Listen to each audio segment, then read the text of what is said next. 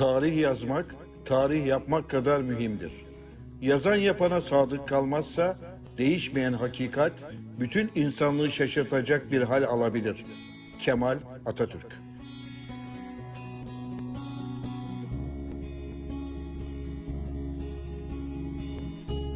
Ön Türk Akademisi, Türk olmayı üst kimlik, tüm Türkleri eşit, Atatürk'ü doğal lider, akıl ve bilimi rehber olarak kabul eden, ayrımcılığı reddeden, çağdaş evrensel değerlerden vazgeçmeyen, Türk dili, tarihi ve kültür değerlerinin ortaya çıkartılması, araştırılması ve tanıtılması için çaba harcayan akademisyen ve araştırmacıların gönüllü olarak bir araya geldiği bir topluluktur.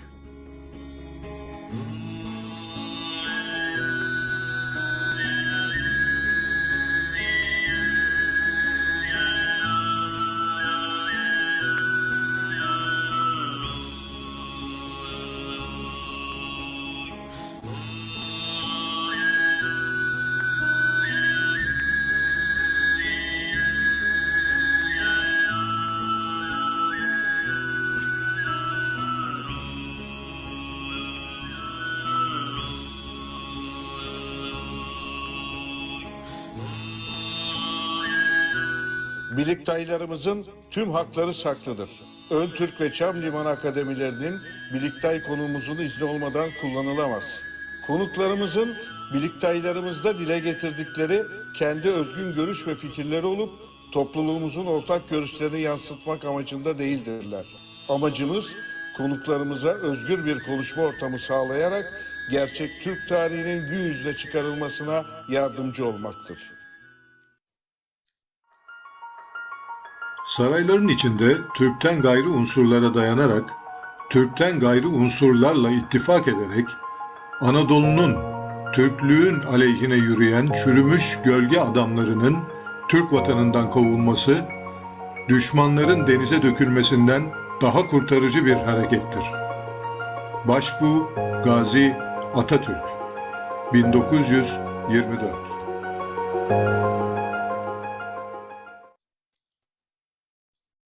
Evet, tekrar herkese hoş geldiniz diyorum. Hocam siz de hoş geldiniz. Sesinizi açabilirsiniz. Bu hafta önemli bir hafta olduğundan bahsediyordum. 26 Ağustos'ta başlayan 2 gün önce ve 30 Ağustos zaferiyle sonuçlanan bir hafta. Bununla birlikte bir de 26 Ağustos 1071 tarihi var. Özellikle son yıllarda kutlanan bir tarih. İlginç bir şey de olacak. Yani 1071 tezi var biliyorsunuz. 1071'de geldik Orta Asya'dan çocuklar gibi şendik tezi. Bugün bu Hint-Avrupa tezine karşı Ekrem Memiş hocamızın Atatürk'ün de belirttiği gibi Türk Anadolu 5000 yıldır Türk yurdudur.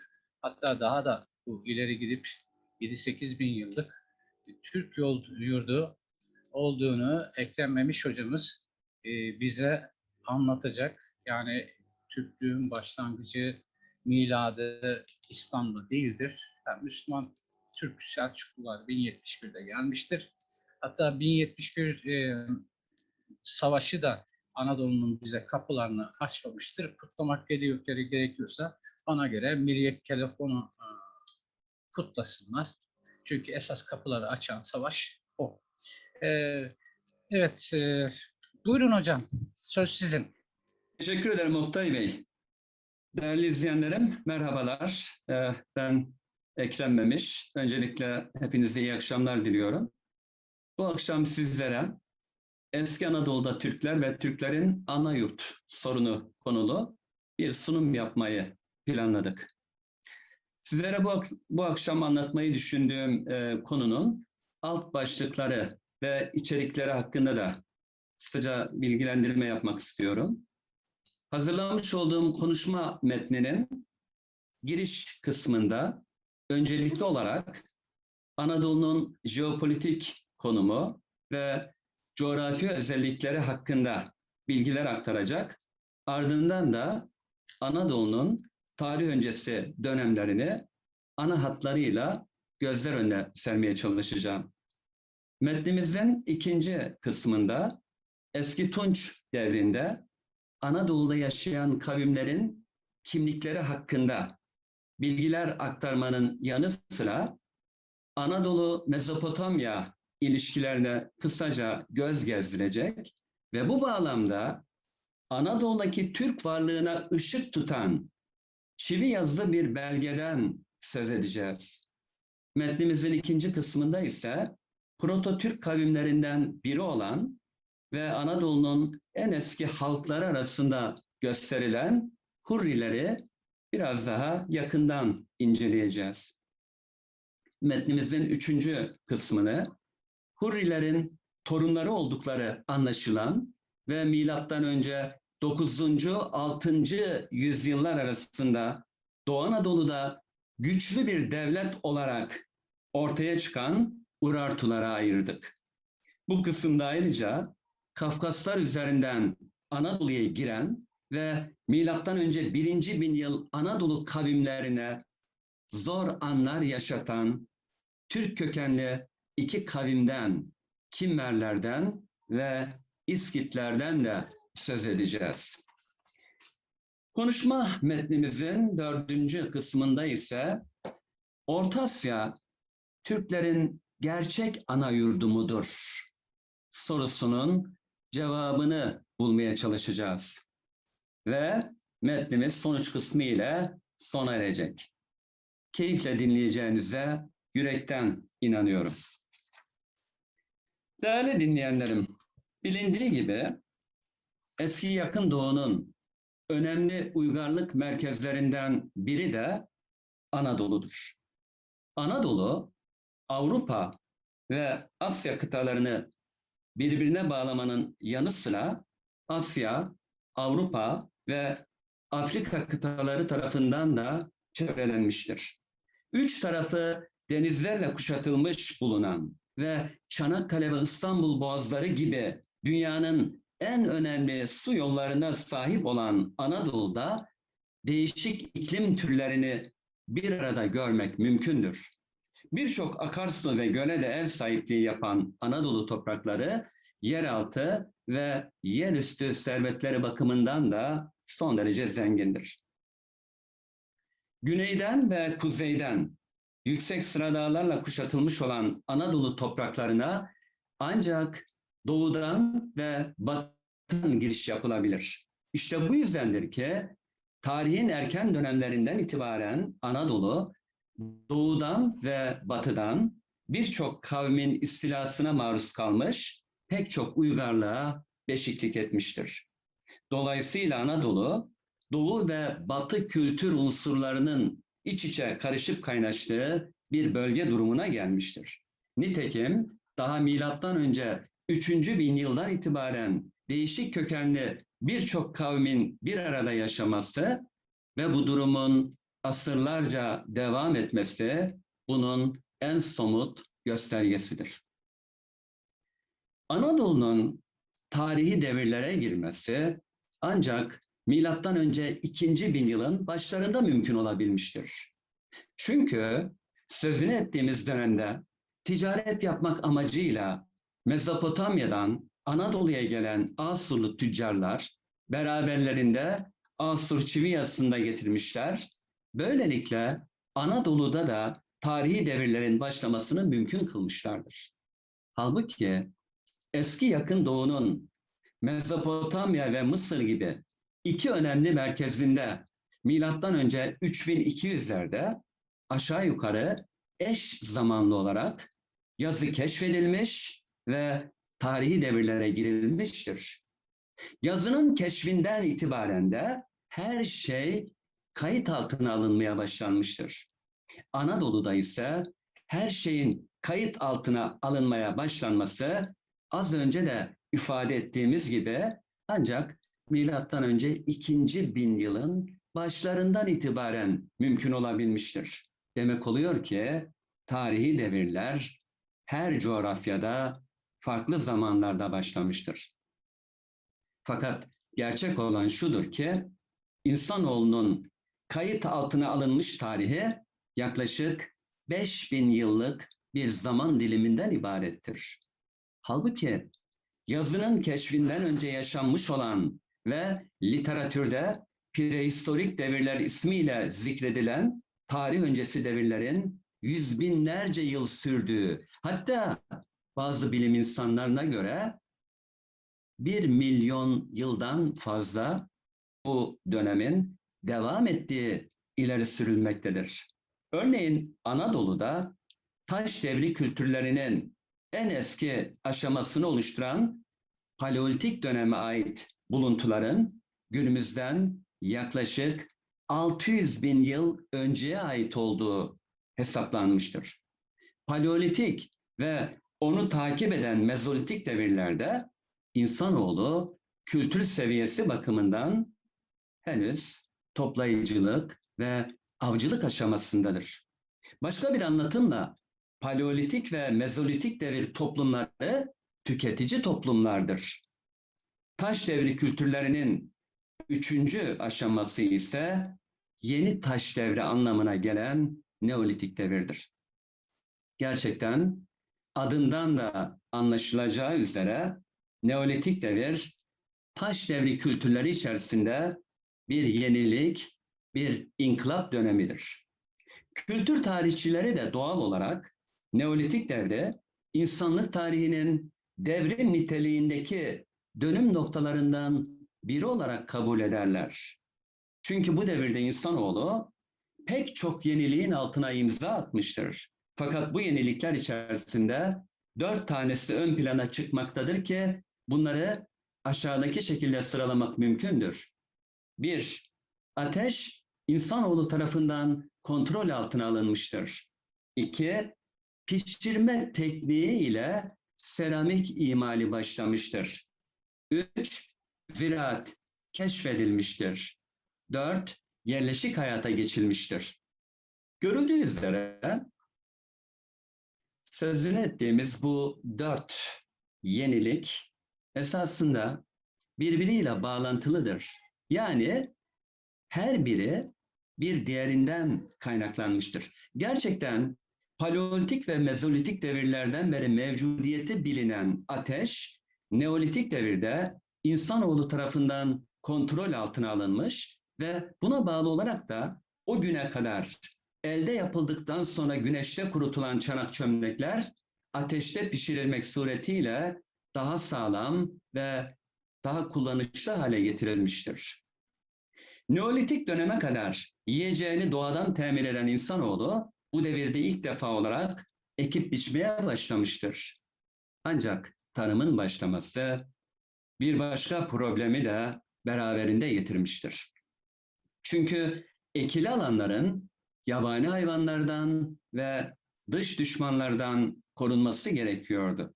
Bu yüzden Neolitik devir insanı ekip diktiğini beklemek için tarla ve bahçelerin bir köşesine küçük kulübeler kurmuştur. Böylece Neolitik devirde ilk yerleşik hayat başlamış, ilk köy toplumları ortaya çıkmıştır.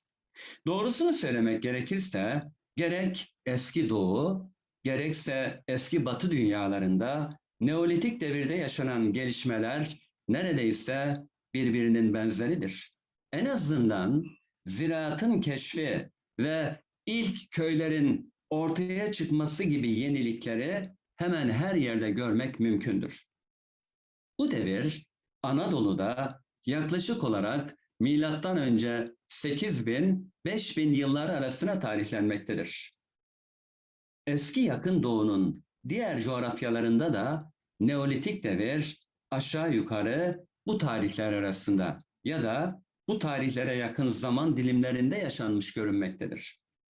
Cilalı taş devri olarak da adlandırılan Neolitik devirden sonra taş aletler yanında az miktarda madenin de kullanıldığı Kalkolitik devir gelir. Az miktarda kullanılan maden bakır madenidir. Bu yüzden Kalkolitik devre bakır taş devri de denilmektedir.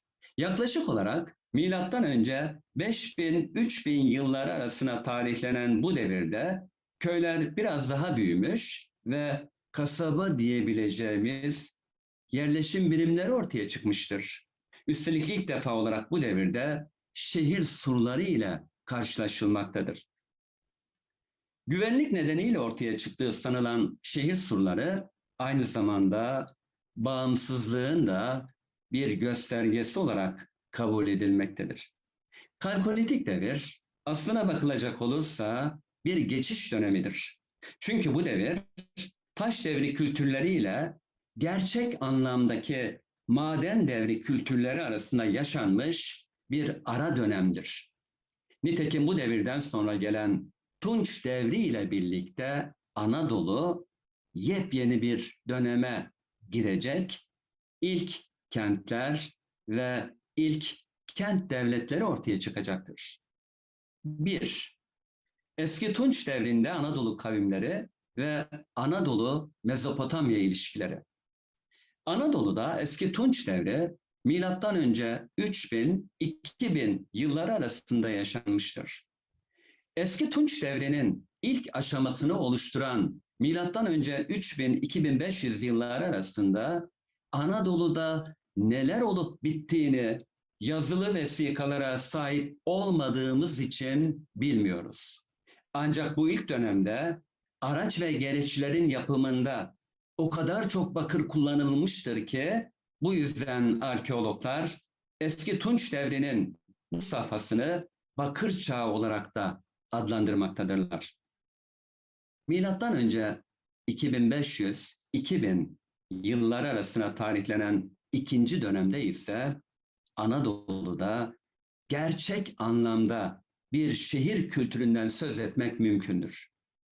Mezopotamya kökenli Şartamare metinlerinden öğrenildiğine göre bu devir Anadolu'sunda birçok şehir vardır ve bu şehirlerin her biri birer devlettir. Bu şehir devletleri arasında amansız bir egemenlik mücadelesi yaşanmaktadır. Başka bir anlatımla milattan önce 3000 yılın ikinci yarısında Anadolu'da üniter bir devlet yapısından söz etmek mümkün değildir. Çünkü her şehirde bir küçük krallık hüküm sürmekte ve bu krallıklar sürekli olarak birbirleriyle çatışmaktadırlar. Ancak ortak çıkarlar ya da bir dış tehdit söz konusu olduğunda içlerindeki en güçlü şehir devletinin önderliğinde birlikte hareket etmeyi de bilmektedirler. Daha önce de ifade ettiğimiz gibi Anadolu milattan önce 2000 yılın başlarında yazılı devirlere kucak açacaktır. Halbuki Mısır ve Mezopotamya'da milattan önce 3200'lerde yazı icat edilmiş ve tarihi devirler çoktan başlamıştır. Mezopotamya'ya göçmen olarak gelen ve buradaki köy kültürünü şehir kültürüne dönüştüren, daha sonra da yazıyı keşfederek tarihi devirlerin başlamasının mümkün kılan Orta Asya kökenli Sümerler, şartlar son derece uygun olmasına rağmen bir araya gelerek merkezi bir devlet kuramamışlar. Tam tersine birbirleriyle sürekli mücadele eden şehir devletleri halinde yaşamayı tercih etmişlerdir. Halbuki milattan önce 2500'lerden itibaren Mezopotamya kentlerine sızmaya başlayan ve bugünkü Arapların en eski atalarından biri olarak kabul edilen Akatlar bir süre sonra Sümer kentlerinde nüfus çoğunluğunu ellerine geçirmişler ve milattan önce 2350'lerde de Sargon'un önderliğinde kendi devletlerini kurmuşlardır. Bu devlet çok geçmeden dünya tarihinin tanıdığı ilk imparatorluğa dönüşecektir. Milattan önce 2350-2150 yıllar arasında yaklaşık 200 yıl hüküm süren Akatlar sadece Mezopotamya, Suriye ve Elam bölgelerini değil, Anadolu'yu da sömürmüşlerdir. Bu sömürü hem ticaret kolonileri kurmak suretiyle hem de Anadolu üzerine yapılan askeri seferlerle gerçekleştirilmiş gibi görünmektedir. Gerçekten ticari amaçlarla Anadolu'da kurulan ilk koloniler Asurlu tüccarlara değil, Akatlı tüccarlara aittir. Ancak elbette ki bu dönemde gerçekleştirilen ticaret, Asur ticaret kolonileri çağı denilen ve genellikle milattan önce 2000-1750 yılları arasına tarihlenen dönemdeki ticaret kadar canlı ve sistemli değildi. Fakat anlaşılan odur ki Akat krallarının Anadolu üzerine yaptıkları askeri seferleri anlatan çivi yazılı metinler sadece Anadolu tarihi açısından değil, Anadolu'daki Türk tarihi açısından da oldukça önemlidirler. Bu metinlerden biri Hatuşaş arşivinde bulunan ve sonradan Hititçe'ye çevrildiği anlaşılan Kabo 3, 13 numaralı metindir. Söz konusu metinde Sargon'un torunu Naramsin'in Anadolu'daki şehir devletleri üzerine gerçekleştirdiği bir cezalandırma seferinden söz edilmektedir. Çünkü her iktidar değişikliğinde olduğu gibi Naramsin'in tahta çıktığı sıralarda da vasal devletlerin önemli bir kısmı bağımsızlıklarını tekrardan kazanabilmek umuduyla ayaklanmışlardı. Ayaklanmayı ilk başlatanlar Akat egemenliğinden kurtulmak isteyen ve Kiş şehrinde bir araya gelen Mari, Ur, Uruk, Nippur, Umma, Lagaş vesaire gibi Sümer kentleri olmuş. Aynı zaman dilimi içerisinde Anadolu kentleri de Hatti Kralı Pampa'nın önderliğinde bir araya gelerek Sargon zamanında kaybettikleri bağımsızlıklarını yeniden kazanabilmek amacıyla ayaklanmışlardı. Toplam 17 şehir devletinin oluşturduğu bu Anadolu ittifakına karşı Akat kralı Naramsin'in verdiği mücadele az önce sözünü ettiğimiz Kabo 3, 13 numaralı metinde bütün ayrıntılarıyla gözler önüne serilmektedir. Antik çağ tarihçilerine göre söz konusu ayaklanmanın milattan önce 2250'lerde vuku bulduğu tahmin edilmektedir. İlk 7 satırı kırık olan metnin 8. satırından itibaren Anadolu şehirlerinin oluşturduğu ittifaka karşı verilen savaş, Akat kralı Naramsin'in ağzından şöyle anlatılmaktadır. Bana karşı bütün memleketler isyan ettiler. Guşua kralı Anmana İlu, Pakki kralı Bumana İlu, Ulluvi kralı Lupana İlu, sonra ... kralı, yani orada metin tahribata uğradığı için şehrin adı okunamıyor ama kralın adı var. ... kralı İlmi Pailu, Hatti kralı Pampa, Kaniş kralı Zipani ve yine ...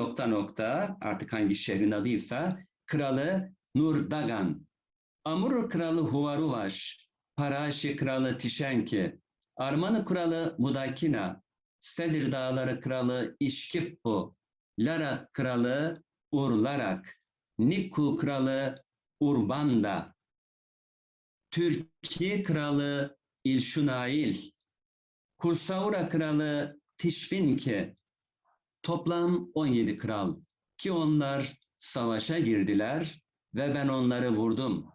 Hurrilere karşı bütün orduyu seferber ettim ve sonra tanrılara şarap takdim ettim. O zaman savaşçılarıma binlerce düşman askeri hiç mukavemet etmedi. Yukarıdaki ifadeler çivi yazılı metnimizin ön yüzünde yer alan ifadelerdir. Metnin çok bozuk olan arka yüzünde ise geceleyin düşman karargahına bir baskın yapıldığı ve onların yenilgiye uğratıldığı anlatılmakta, alınan ganimetlerden eksik cümleler halinde bahsedilmektedir. Değerli dinleyenlerim, görülüyor ki bu metin Anadolu kökenli olmamakla beraber Anadolu hakkında bilgi veren en eski yazılı vesikadır. Bu metinden anlaşıldığı kadarıyla milattan önce 3. bin yılın sonlarında Anadolu'da büyük bir devlet yoktu. Daha önce de ifade ettiğimiz gibi her şehirde küçük bir krallık hüküm sürmekteydi. Aralarında hakimiyet mücadelesi eksik olmayan bu şehir devletleri dıştan gelen tehditlere karşı içlerindeki en güçlü şehir beyinin liderliği altında birleşerek tek bir güç halinde mücadele etmesini de biliyorlardı. Gerçekten bu vesikada da belirtildiği üzere Akat İmparatoru Naramsin 17 Anadolu Krallığı'nın oluşturduğu ittifaka karşı savaşmış ve onları mağlup etmişti. Anadolu İttifakı'nın içinde yer alan krallardan biri de metnimizin 15. satırında ismi zikredilen Türkiye Kralı İlşunail'di. Demek oluyor ki günümüzden yaklaşık olarak 4250 yıl önce Anadolu'da muhtelif kavimler yaşamakta olup bunlardan biri de Türk kavmiydi. Burada bahsi geçen Türk krallığı yerli bir krallık mıydı? Yoksa Orta Asya'dan gelen Türkler tarafından mı kurulmuştu? Aslında bu sorunun cevabı sözünü ettiğimiz Şartamari metinlerinin içerisinde saklıdır. Çünkü yukarıda bahsi geçen metinde milattan önce 3. bin yıl Anadolu kavimlerinden de söz edilmektedir. Bu kavimler Hattiler, Luviler ve Hurrilerdir. Türkiye Krallığı Hurrilerin oturduğu bölgede kurulan krallıklardan biridir. Peki Hurriler kimlerdir? 2. Hurrilerin kimliği meselesi ve Türkiye Krallığı. Milattan önce 3. bin yılın son çeyreğinden itibaren eski Yakın Doğu dünyasının en eski yazılı kayıtlarında Hurriler adıyla anılan bir halk grubundan bahsedilmeye başlanır. Hurrilerin asıl ana yurtlarının neresi olduğu sorusunun kesin bir cevabı yoktur. Bazı bilim insanları Transkafkasya'daki, yani bugünkü Gürcistan, Ermenistan, Azerbaycan bölgesine tekabül eden Transkafkasya'daki Kura-Aras bölgesini önerirken bazıları da onların ana yurdunun Doğu Anadolu bölgesi olduğunu öne sürerler. Bu arada şunu da belirtelim ki eskiden Hurri kültürünün kökeninin Transkafkasya ve Kuzeybatı İran'da olduğu iddia ediliyordu. Dolayısıyla bu kültürlerin kuzeyden Doğu Anadolu bölgesine ve buradan da güneydeki Kuzey Suriye'ye kadar indiği sonucu çıkarılıyordu.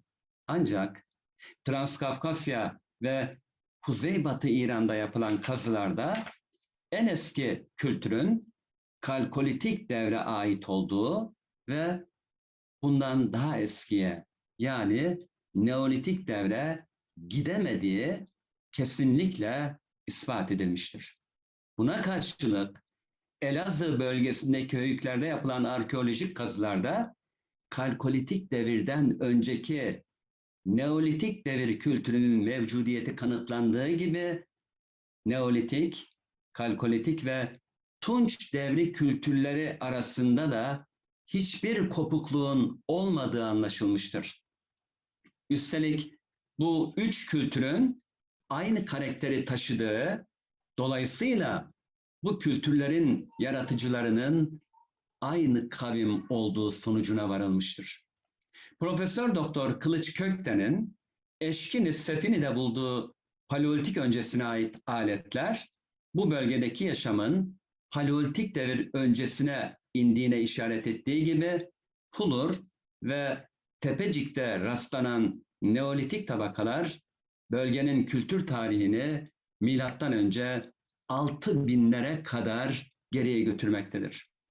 Kazılarda çıkan hububat çeşitleri ve ehli hayvan kalıntıları ise burada milattan önce 5000'lerden itibaren geniş çaplı bir tarım kültürünün varlığını ortaya koymaktadır. Profesör Doktor Afif Erzen'e göre yukarıdaki bulgular şu sonucu ortaya çıkarmaktadır. Çok geniş bir coğrafi alana yayılan erken Hurri kültürünün köklerinin Doğu Anadolu bölgesinde olduğu ve böylece buradan güneyde Kuzey Suriye'ye, kuzeyde Transkafkasya'ya ve doğuda da kuzeybatı İran içlerindeki Urmiye Gölü'ne kadar yayıldığı bugün artık kesinlikle anlaşılmıştır. Profesör Doktor Afif Erzen yukarıdaki bilgileri bize Türk Tarih Kurumu yayınları arasında neşredilen Doğu Anadolu ve Urartular isimli eserinde aktarmaktadır. Afif Erzen adı geçen eserinde ayrıca Hurrilerin konuştuğu Hurrice'nin de tıpkı Türkçe ve Sümerce gibi Asyanik dillerden olduğunu ve Ural-Altay dil grubuna girdiğini vurgulamaktadır ki bu çok önemli bir tespittir. Zira bu durum Hurrilerin en eski Türk kavimlerinden biri olduğunu ve Anadolu'nun da en az 8.000 yıldan beri Türk yurdu olduğunu kanıtlamaktadır. Bir başka ifadeyle Proto-Türk kavimlerinden biri olduğu anlaşılan Hurriler, Anadolu'nun en eski sahiplerinden biridirler.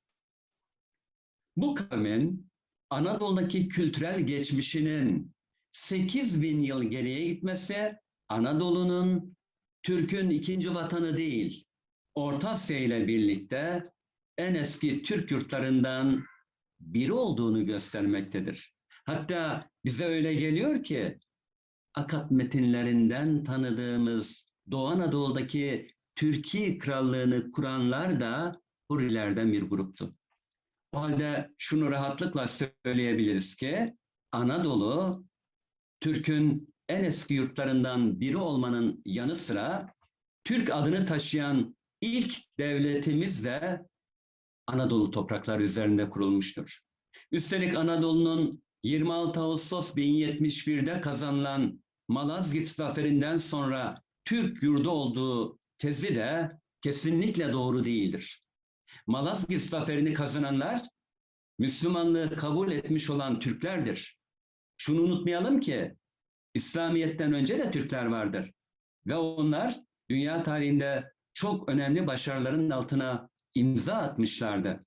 Bu nedenle İslam dinine girmeyi milat olarak kabul eden ve İslam öncesi dönemlerde yaşayan Türk devlet ve topluluklarının başarılarını görmezden gelen tarih anlayışına kesinlikle karşı olduğumuzu bir kez daha vurgulamakta fayda görüyoruz.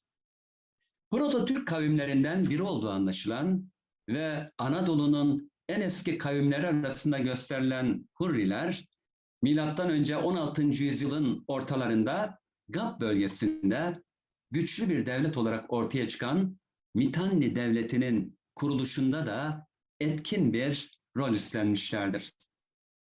Öyle ki milattan önce 14. yüzyılın süper güçleri arasında Mitanni Devleti vardır.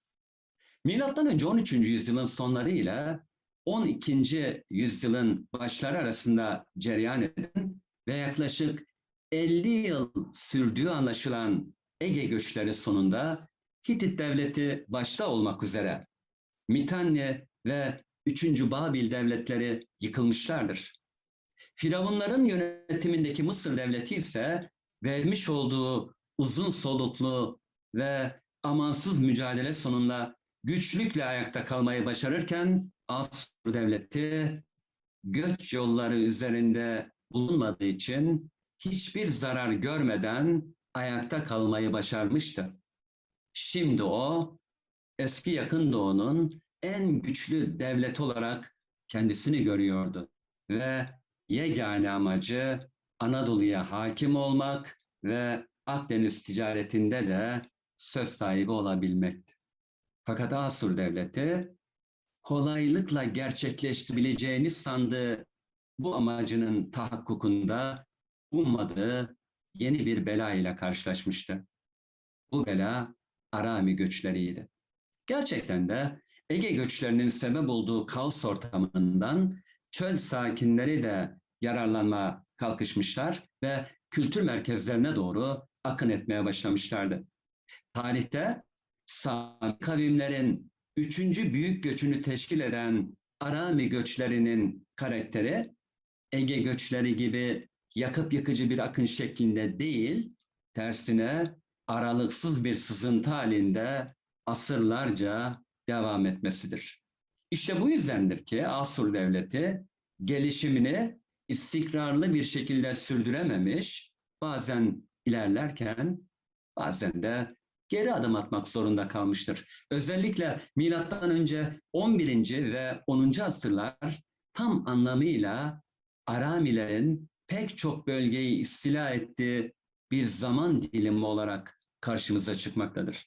Bu zaman dilimi içerisinde Aramilerden Bit Zamani kabilesi doğuda Diyarbakır civarına, Bit Adini kabilesi Fırat Nehri'nin büyük kıvrımı içerisine, Bit Agusi kabilesi Fırat ile Karasu arasına, Bit Gabbar kabilesi Gaziantep civarına, Bit Brutaş kabilesi de Kayseri civarına kadar sokulmuş idiler. Eğer Asur kralları bu bedevilere karşı amansız bir mücadele vermeselerdi, belki de Anadolu'nun tamamı Arami çapulcularının eline geçecekti. Yani Araplaşacaktı. Gerçekten başta Asur kralı 1. Tiglat-Pileser olmak üzere milattan önce 11. ve 10. yüzyıllarda iktidar olan tüm Asur kralları Arami yürüyüşünü durdurabilmek için büyük çaba harcamışlardır.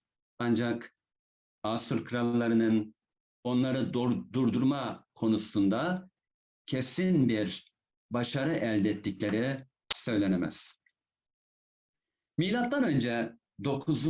yüzyıl ortalarında ortalık sakinleştiği zaman Asur devleti rafa kaldırdığı hayallerini yeniden gerçekleştirmeye koyuldu.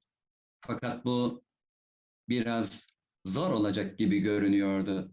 Çünkü bu 2 asırlık zaman dilimi içerisinde eski Yakın Doğu'nun ve özellikle de Anadolu'nun siyasi tablosu tamamen değişmişti. Gerçekten bir zamanlar Hurrilerin yaşadığı Doğu Anadolu bölgesinde şimdi güçlü bir devlet olarak Urartular sahneye çıkmışlardı. Orta Anadolu bölgesinde Frig devleti hakimdi. Frig devleti ile Urartu devleti arasındaki topraklarda ise kendilerini Hititlerin bakiyesi olarak kabul eden geç Hitit şehir beylikleri vardı. Ayrıca Kuzey Suriye'de bir zamanlar Hitit tabiyetinde yaşamış olan Halep ve Karkamış gibi büyük şehir devletleri de mevcudiyetlerini devam ettiriyorlardı. Asur'un Anadolu'yu ele geçirebilmek ve sıcak denizlere inebilmek için şimdi bütün bu güçlere karşı mücadele etmesi gerekiyordu. Ancak Asur'a karşı en büyük direnci Urartular gösterecektir. Bu yüzden Urartuları biraz daha yakından tanımakta fayda vardır. Ben de bir yudum su alabilirim değil mi Oktay Bey? Tabii ki hocam. Soluklanabilirsiniz. Gayet güzel gidiyor hocam. Teşekkür ederim. 3. Urartular ve Hurri-Urartu bağlantısı. Urartu dili üzerinde yapılan filolojik tetkikler göstermiştir ki bu dil Hurri dilinin bir devamı olup Asya kökenli dillerdendir. Başka bir anlatımla Urartular Hurrilerin torunlarıdır. Ve batılı bir takım sözde bilim insanlarının kasıtlı olarak uydurdukları gibi Urartularla Ermeniler arasında hiçbir bağ yoktur. Çünkü az önce de ifade ettiğimiz gibi Urartu dili Hurri dilinin devamıdır ve Türkçe'ye akraba dillerden biridir. Daha da açık söylemek gerekirse Urartular da Proto-Türk kavimlerinden biridirler ve onlar milattan önce 9. 6. yüzyıllar arasında Doğu Anadolu'daki Van Gölü'nden İran'daki Urmiye Gölü'ne kadar uzanan topraklar üzerinde yaklaşık 3 asır egemen olmuşlardır. Van bölgesinde kazı ve araştırmalar yapan Profesör Doktor Afif Erzen, Profesör Doktor Taner Tarhan, Profesör Doktor Oktay Belli, Profesör Doktor Veli Sevin, Profesör Doktor Altan Çilingir ve daha birçok Türk bilim insanının gayretleriyle Urartu tarihini aydınlatacak yazılı ve arkeolojik belgeler ortaya çıkarılmıştır. Ayrıca çağdaş Asur krallarının bırakmış olduğu kitabeler de Urartulara ilişkin bilgilerimizi önemli ölçüde artırmıştır. Söz konusu belgelerden öğrenildiğine göre Urartular milattan önce 13. yüzyılın başlarından milattan önce 9. yüzyıl ortalarına kadar Nairi ve Uruatri adlarını taşıyan iki ayrı konfederasyonun çatısı altında küçük beylikler halinde yaşamışlardır. Bu döneme Urartu'nun proto tarihi ya da Urartu'nun arkaik çağ gibi isimler verilmektedir. Bu toplumların ırki kökenleri yukarıda da belirttiğimiz gibi milattan önce 3. bin yılda Anadolu'da yaşayan Hurri halkına dayanmaktadır. Milattan önce 13. yüzyılda gelecekteki Urartu devletinin temellerini oluşturan Uruatri ve Nairi adlarını taşıyan iki büyük siyasi birliğin feodal beylikler konfederasyonu şeklinde tarih sahnesine çıkmasının en başta gelen nedeni Asur tehlikesiydi.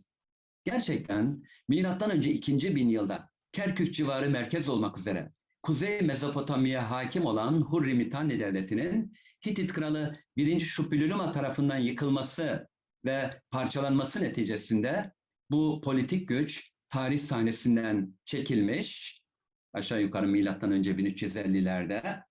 Asur kralı 1. Salmanasar da milattan önce 1274-1245 varlığını devam ettirmeye çalışan bu devletin kalıntısına son darbeyi indirmişti. Milattan önce 13. yüzyılın sonları ile 12. yüzyılın başlarında olmak üzere iki aşamada cereyan eden Ege göçleri ise bu tampon devletin tamamen ortadan kalkmasına neden olmuştu. Bu olayla birlikte eski Yakın Doğu'nun siyasi dengesi bozulmuş ve göçlerin yıkıcı etkisinden coğrafi konumunun uzaklığı dolayısıyla kurtulan Asur Devleti, eski Yakın Doğu'nun süper gücü olabilmek için çaba sarf etmeye başlamıştı. Eğer Asur bu hayalini gerçekleştirebilirse, tarihi boyunca değişmez bir doktrin olarak gönlünde yaşattığı Doğu Akdeniz bölgesini ve ticaretini ele geçirdiği gibi Anadolu topraklarının zenginliklerine de yeniden kavuşabilirdi. Bu doktrine işlerlik kazandırabilmek için her şeyden önce ekonomik yönden güçlü olmak gerekiyordu. Ekonomik yönden güçlü olmak için de ilk aşamada Asur'a daha yakın olan Doğu Anadolu'nun madenlerine sahip olmak ve onları işletmek yapılabilecek en akıllıca işti. Ayrıca bu bölgede oturan kavimler vergiye bağlanarak iyi bir gelir temin edilebilirdi. Doğu Anadolu üzerine yapılan seferlerle ilgili Asur kaynakları incelendiğinde görülecektir ki bu seferlerin temel gerekçesi ekonomik kaygılardır. İşgale yönelik devamlı ve kalıcı bir Asur egemenliği söz konusu değildir. Böylece bu tarihe kadar aralarında herhangi bir siyasi birlik bulunmayan Doğu Anadolu'daki bağımsız feodal beylikler güneyden gelen bu yeni tehlikeyle, yani Asur tehlikesiyle karşı karşıya kalmışlardı. Bu tehlike onları aralarında birleşerek güç birliği yapmaya zorlamış ve önce Uruatri, kısa bir zaman sonra da Nairi adı altında tarih sahnesindeki yerlerini almışlardı. Bu olay milattan önce 13. yüzyıldan itibaren Asur etkisine yönelik bilinçli bir karşı tepki olarak yorumlanabilir. Asur devleti Anadolu'yu her bakımdan ele geçirmeyi planladığı milattan önce 11. yüzyıl ortalarında daha önce de sözünü ettiğimiz gibi Arami tehlikesiyle karşı karşıya kalmış. Bu tehdidi bertaraf edebilmek için yaklaşık 2 asır uğraşmak zorunda kalmıştır. Bunun doğal bir sonucu olarak milattan önce 11. yüzyıl ortalarından milattan önce 9. yüzyıl ortalarına kadar Asur kralları Doğu Anadolu ile ilgilenmeye fırsat bulamamışlardır. Bu ise Urartu ve Nairi konfederasyonlarının işine yaramış, giderek güçlenmelerini ve hakimiyet alanlarını genişletmelerini mümkün kılmıştır. Urartu ve Nairi feodal beyliklerinin veya kabilelerinin birleşmek suretiyle bir devlet meydana getirilmeleri milattan önce 9. yüzyılın ortalarında gerçekleşebilmiştir. Birinci Sardurya milattan önce 840-830 Birleşik Urartu Devleti'nin gerçek kurucusudur. Başkent Tuşfa yani bugünkü Van'da bu kral tarafından kurulmuştur. Bundan sonra Urartu tahtına İşpiyoniş ve Menua adlı krallar çıkmıştır. Menua askeri başarılarının yanı sıra imar faaliyetlerinde de bulunmuş, stratejik noktalara kaleler inşa ettirmiş, bu kaleleri birbirine bağlayan yollar yaptırmıştır. Ayrıca bugün Şamran suyu olarak bilinen ve Van'ın içme suyunu taşıyan su kanalı da Menua tarafından inşa ettirilmiştir. Yani günümüzden 2800 yıl önce yapılmıştır Şamran kanalı. 51 kilometre uzunluğundaki bu kanal Urartu su mühendisliğinin gerçek bir şaheseridir. Gerçekten bu kanalın ünü günümüze kadar ulaşmış ve hatta türkülerimizde bile geçer olmuştur. O türkülerden birinin sözleri şöyledir. Edremit Van'a bakar, içinden şamran akar. Öyle bir yar sevdim ki her gören ona bakar. Menua'dan sonra Urartu tahtına oğlu 1. Argişti, 1. Argişti'den sonra da 2. Sarduri geçmişlerdir.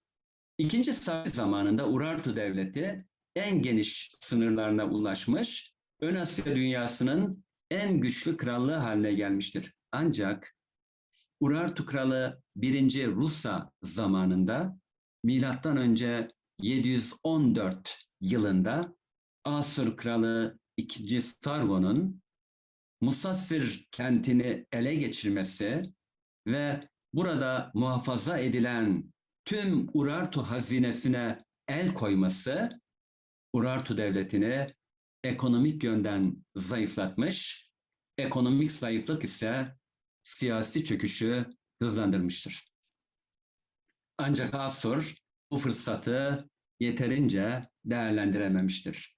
Çünkü tam bu sıralarda Kafkaslar üzerinden Doğu Anadolu'ya giren Türk kökenli İskit ve Kimmer kavimleri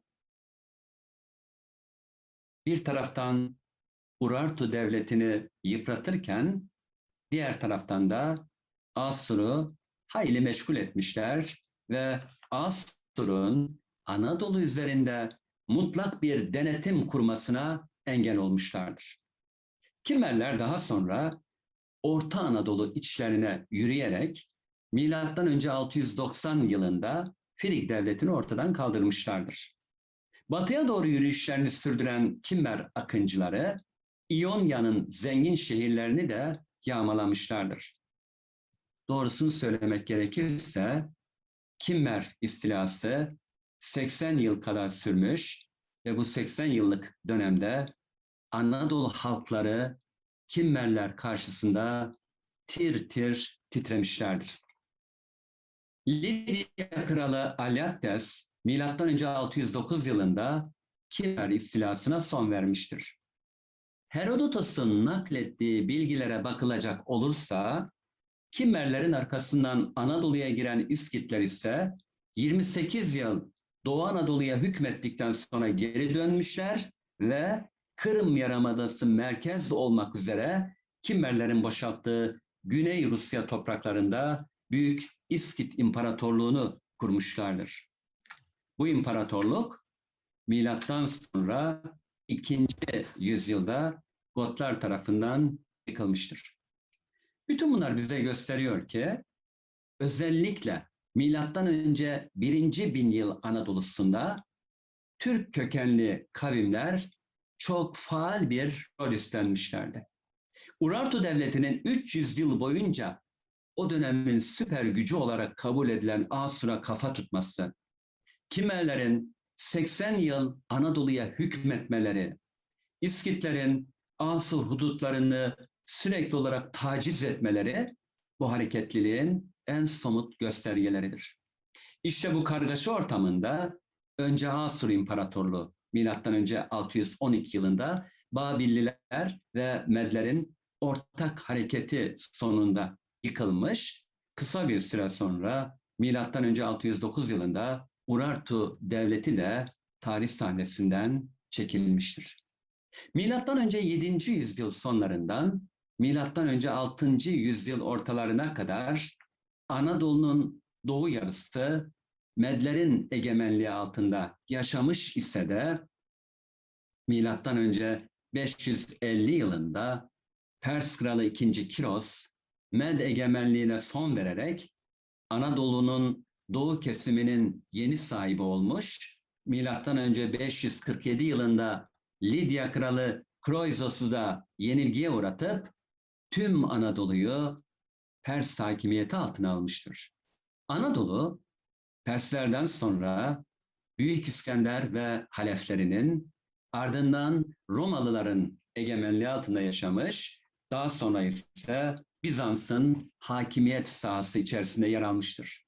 İşte bu dönemde Anadolu, özellikle Avrupa Hun Devleti'nin mükerrer saldırılarına maruz kalmış, Bizans imparatorları Hun hakanlarına ağır vergiler ve savaş tazminatları ödemek zorunda kalmışlardır. Değerli dinleyenlerim, bütün bunlardan anlaşılacağı üzere 1071 hadisesinden çok daha önceleri de Anadolu, Türklerin yurt tuttuğu ve çoğu zamanda at koşturduğu bir coğrafyadır. Başka bir anlatımla Anadolu coğrafyası Türklere yabancı bir coğrafya değildir. Türkler binlerce yıldan beri bu topraklar üzerinde oturmaktadırlar. Daha önce de ifade ettiğimiz gibi 26 Ağustos 1071 Malazgirt zaferini kazananlar İslam dinini kabul etmiş olan Türklerdir. Ancak onların kazandığı zaferde bile Müslüman olmayan Türklerin önemli payları olduğunu unutmamak gerekir. Çünkü Bizans ordusunda bulunan Türk kökenli Uzlar, Peçenekler ve Kumanlar Müslüman olmamalarına rağmen Selçuklu Türklerinin kendileriyle aynı dili tarafına geçmişler ve Alparslan'ın Roman Diyojen karşısında galibiyete ulaşmasında büyük pay sahibi olmuşlardır. Böylece anlıyoruz ki kavimleri ya da insanları birbirine bağlayan en önemli faktör din birliği değil, dil birliğidir. Anadolu'da yaşayan Proto-Türk kavimlerini ana hatlarıyla da olsa tanıtmaya gayret ettik. Tarihçilerin çözüm bulması gereken önemli sorunlarımızdan biri de Türklerin gerçek ana yurdunun neresi olduğu meselesidir. 4. Orta Asya Türklerin gerçek ana yurdu mudur?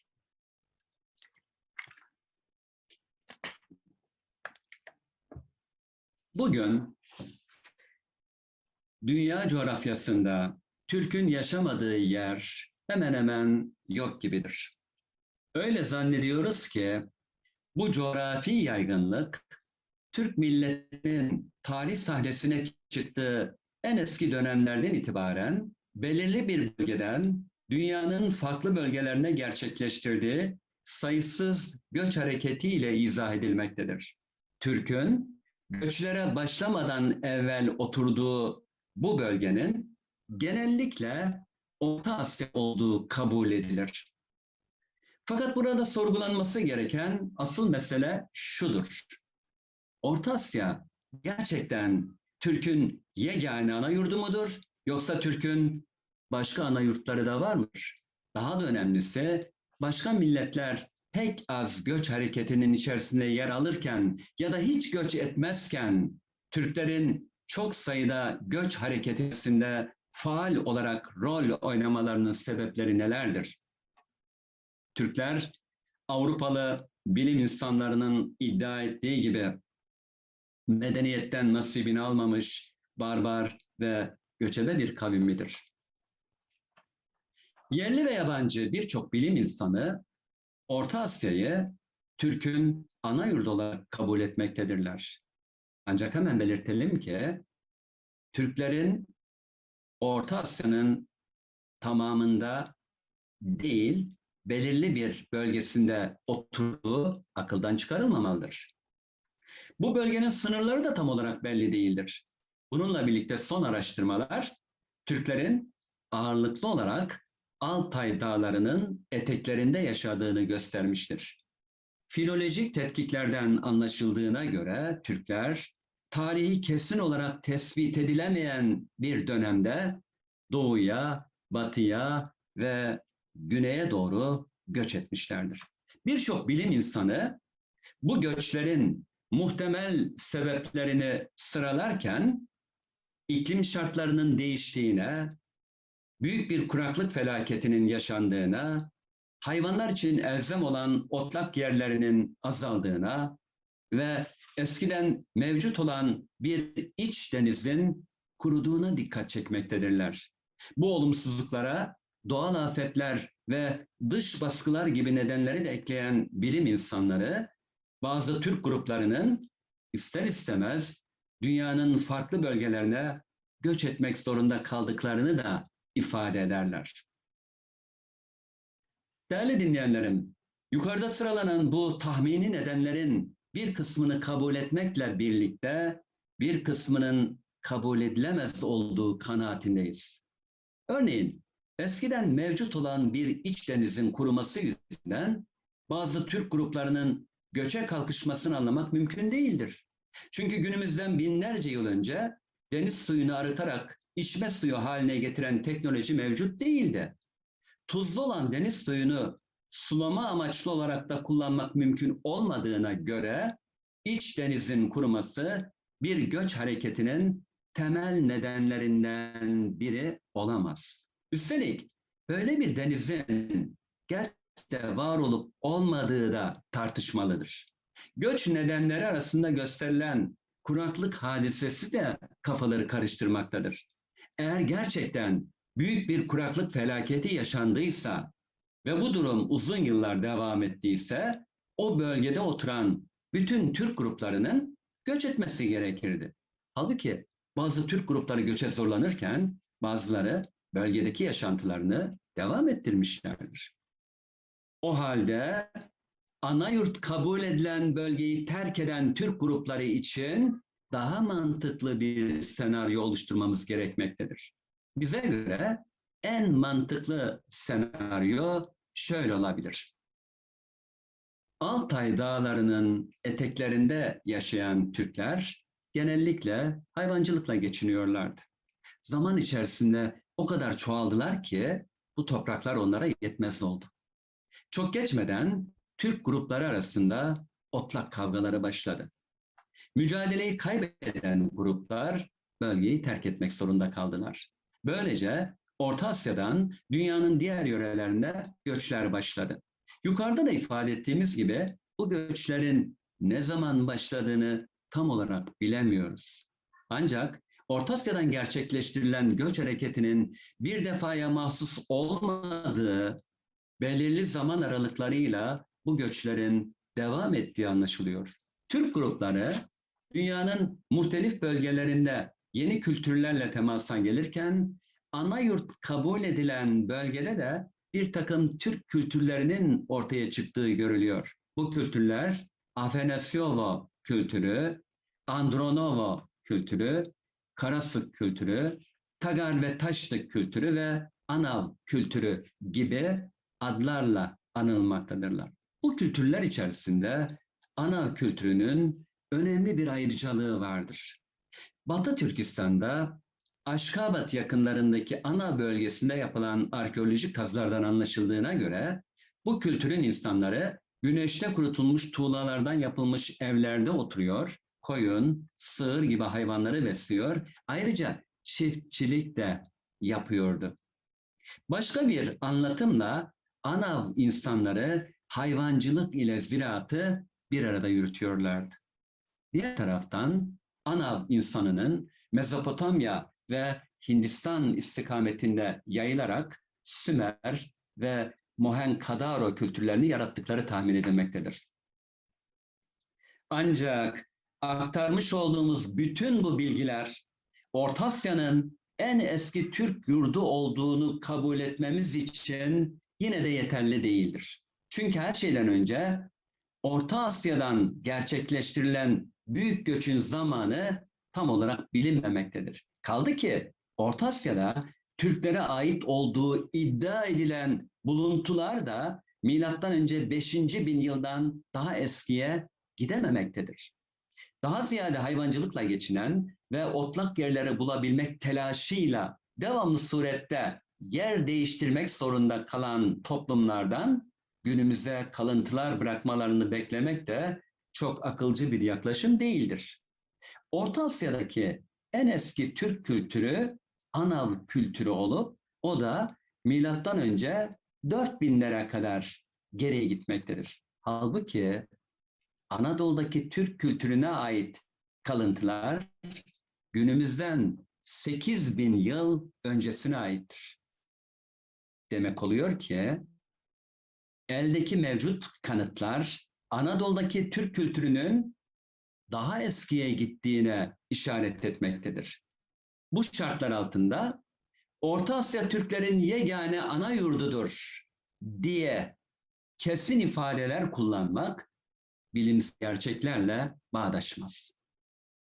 Eğer eldeki bulgulara göre bir hüküm vermemiz gerekirse en eski Türk yurdunun Anadolu olduğunu söylememiz icap eder. Fakat biz yine de daha temkinli bir ifade kullanmayı tercih ediyor ve diyoruz ki Orta Asya'nın dışında da Türk yurtları vardır ve bunların en eskilerinden biri de Anadolu'dur. Sonuç. Bütün bu bilgiler ışığında şunu rahatlıkla söyleyebiliriz ki Anadolu binlerce yıldan beri Türklerin yurt tuttuğu bölgelerden biridir. Türklere ait maddi kalıntıların milattan önce 6. bin yıl başlarına kadar geriye gitmesi, Anadolu'nun yaklaşık 8000 yıldan beri Türklerin yurdu olduğunu göstermektedir. Hatta bize göre Anadolu belki de Türklerin gerçek ana yurdudur. Orta Asya'da Türklerin en eski yurtlarından biridir. Ancak bu bölgeyi Türk'ün yegane ana yurdu olarak göstermek ve bütün Türklerin dünyaya Orta Asya'dan gerçekleştirilen göçlerle yayıldığını iddia etmek bilimsel gerçeklerle bağdaşmaz. Üstelik Orta Asya'dan yapılan göç hareketi için ders kitaplarında sıralanan nedenlerin önemli bir kısmının da sorgulanması icap eder. Bütün bunlar bir yana, Türk adını taşıyan ilk devletimiz de Anadolu toprakları üzerinde kurulan ve çivi yazılı metinlerde ismi zikredilen Türkiye Krallığı'dır. Başka bir ifadeyle çoğumuzun zannettiği gibi Türk adını taşıyan ilk devletimiz Orta Asya'da kurulan Göktürk Devleti değildir. Türklerin Anadolu'yu 26 Ağustos 1071'de kazanılan Malazgirt zaferinden sonra yurt edindikleri şeklindeki yaygın kanaatin de bize göre hiçbir geçerliliği yoktur. Bu hadiseyle Türklerin Anadolu'yu kendilerine ikinci vatan yaptıkları tezi tamamen uydurmadır ve Batılıların bir dayatmasıdır. Böylelikle bizim Anadolu'yu işgal ettiğimizi kanıtlamaya çalışmaktadırlar. Halbuki daha önceki sayfalarda da ifade ettiğimiz gibi Anadolu toprakları bizim en eski vatanımızdır. Çivi yazılı belgeler de zaten bunu açıkça ortaya koymaktadır. Evet, sabırla dinlediğiniz için teşekkür ederim. Hocam çok teşekkürler. Gayet güzeldi. Ben teşekkür Ağzınıza ederim. sağlık. Sağ olun. Evet. Yorulduysanız bir 5 dakika ara verebilirim. Yorulmadıysanız. Olabilir. Bir Ee, 5 dakika ara verelim Oktay Bey. Tamam hocam, size 5 dakika ara veriyoruz. Arkadaşlar Tamam. bu arada siz sorularınızı herkese açık bir biçimde yazarsanız chatten ben 5 dakika sonra hocama sormaya başlayacağım sırasıyla bu soruları. Tamam. Hocam görüşürüz 5 dakika sonra. Görüşürüz. Sağ olun. Tamam. Teşekkür ederim. Tamam. Hocam merhabalar. Tekrar hoş geldiniz. Merhaba. Merhaba Oktay Bey. Şimdi güzel bir sunumdu hocam. Teşekkür ederim. Teşekkür ederim. Tamam. Şimdi sırasıyla o sorulara başlamadan hocam ben şunu merak ediyorum. Bu siz dediniz 6 aylar yani 6 aylar sonradan sizin söylediğiniz de bu yabancıların ve bizim bazı bilim adamlarımızın, tarihçilerimizin söylediği Orta Asya neresi? Ben bunu hiç anlamlandıramadım. Yani Özbekistan, Oktay Bey, Kazakistan mı? Orta Asya'nın neresi olduğunu ben de tam bilmiyorum. Orta Asya denilen yer sadece Evet. Türklerin yaşadığı bir bölge değil ki. Yaklaşık 5,5-6 milyon kilometre karelik bir alan. Yani şu andaki Türkiye'nin neredeyse 8 katı bir coğrafyadan söz ediliyor. Eğer bu kadar geniş bir yer varsa o zaman bir yere gitmeye gerek yok ki. Tabii yani. Yani Bir yere şimdi gitmeye gerek yok. Türkistan'dan Evet. başlıyor. Diyelim ki bugünkü Sincanlı dedikleri Urumçi'den alın Evet, Kafkaslara kadar olan bir Evet. bölgeden bahsediyoruz. evet. Şimdi ben burada anlayamıyorum. Yani Orta Asya dediğimiz Özbekistan mı, Türkmenistan mı, Kazakistan mı, Afganistan mı? Bunların hepsi Orta Asya. Hepsi Orta Asya'da. Evet, Evet. hepsi Orta Asya'da. Yani bu kadar geniş bir coğrafyada yaşıyorlarsa niye göç ettiler? Her Evet. şey var, bütün nimetleri var. Niye göç ettiler? Demek Tabii ki yani, tabii. işte son araştırmalar zaten onun belirli bir bölgede yaşadığını, yani o bölgenin de Altay dağlarının etekleri olduğunu gösteriyor. Tabii eğer gerçekten öyleyse burası dar bir alan. Elbette ki yetmeyecektir. Fakat tabii onun dışında bir de göçlerle ilgili ortaya bir tez atılmış. Ama onu incelemeden, irdelemeden hemen olduğu gibi sarılmışız. Yani Evet, eğer biraz daha inceden inceye tetkik edilmiş olsaydı ya işte göçe başlamanın sebepleri neler? Birileri bir şeyler yazmış. İşte işleriniz kurudu, kuraklık oldu, şöyle oldu. Ya, incelediğimiz zaman bunların bir bölümünün mantık dışı olduğu görülüyor. Madem öyle kuraklık oldu, madem içleriniz kurudu, o zaman yaşanacak imkan kalmadı. Herkesin göç etmesi icap ederdi. Ama durum öyle değil. Bir bölümü yaşamaya devam etmiş. Demek hocam, ki yaşanamayacak durumda değilmiş. orada çok önemli bir şey var hocam. İç deniz varsa bunlar balıkçıydı demek ki. Hayvancılıkla uğraşmıyordu. Evet. Evet, Yani balık... belki evet, balıkçılıkla uğraşıyorlardı. Olabilir. Yani bu Olabilir. adamlar o zaman şöyle demek lazım. Yani Türkler bir de şöyle karşı bir tez var. Bir de bizim 1070'lerimizin mesela ilk deniz kuvvetlerine Selçukluların kurduğundan bahsederler. Yani denizi Evet. karacı bir Evet. toplum olduğumuzdan bahsederler. Madem biz o deniz vardı orada, biz balıkçıydık. Anadolu'ya gelince mi karacı olduk? Yani bir garip Böyle bir şey olabilir mi? yani ben Bu bilmiyorum. çok mantık dışı. Tabii aynı zamanda işte kitaplara baktığınız zaman şunu görürsünüz. İşte Türk tarihi bunlarla başlar. Kalıp somutlaşmış bir ifadedir. Evet, Ya niye Hunlarla başlıyor Türk tarihi? Niye? evet. Türk tarihi Hunlarla başlar dediğiniz zaman Hunların tarihi milattan önce 300 yıla kadar gidiyor. Yani bizim sadece toplamda 2200-2300 yıllık bir tarihimiz mi var? Hayır, hiç yani baktığınız zaman çok farklı şeyler görünüyor. Öyle değil. Ve tabii işin başka bir boyutu daha var. Şimdi Orta Asya'da Türklere ait buluntuların çok çok eskiye gidemediği anlaşılıyor. Anadolu'yla karşılaştırdığımız zaman Anadolu'daki Türk kültürünün çok daha gerilere gittiği görülüyor. Üstelik bunun bir sürü kanıtı var. Hal böyleyken böyle hani ezberlenmiş bir bilgidir. Türklerin ana yurdu Orta Asya'dır. Orta Asya'dır. Ne O kabul da etmiyorum ben. Değildir. belirsiz bir Değil. bölge. Orta Evet. Asya'da. Orta Asya nedir yani? Bir kere siz o bölgenin sınırlarını bile tam olarak belirleyemiyorsunuz. Hem madem göç ettik, ne zaman göç ettik? Onun cevabı yok ortada. Evet. Onun cevabı da yok. Göç için sıralanan nedenlerin zaten sıraladım. Bir bölümü mantık dışı. Böyle bir şey olamaz. Çok haklısınız hocam. Çok haklısınız. İlk soru hocam Büşra Sungur'dan. Urallar hakkında ne düşünüyorsunuz? Kimler hakkında? Hocam, Ural Dağları ana yurt olarak. Ha.